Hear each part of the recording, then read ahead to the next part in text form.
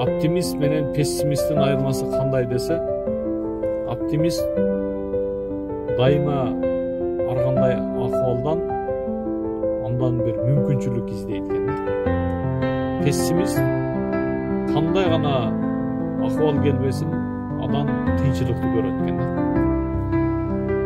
Бир бай адамдын эки баласы бар экен. Бирөөсү оптимист, бирөөсү пессимист.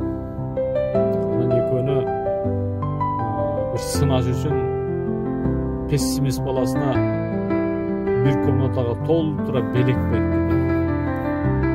Ал эми оптимист баласын ошол bir комнатасына толтура жана аттын кыгын толтурбайт. Анан пессимистке келип туруп караса, пессимист дагы эле кайгырып отурат экен да.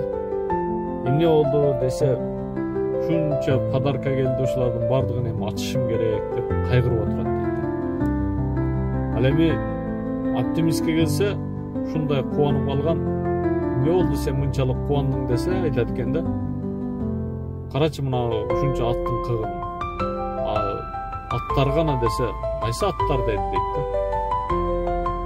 Ушунча аттын богу болгондон анын аттын өзү да болуш керек да дейт экен да. Ошон үчүн эч качан жашооңузда аттын кыгын издебесин, аттын өзүн издегиле жигиттер. Бардыгыңыздарга ийгилик.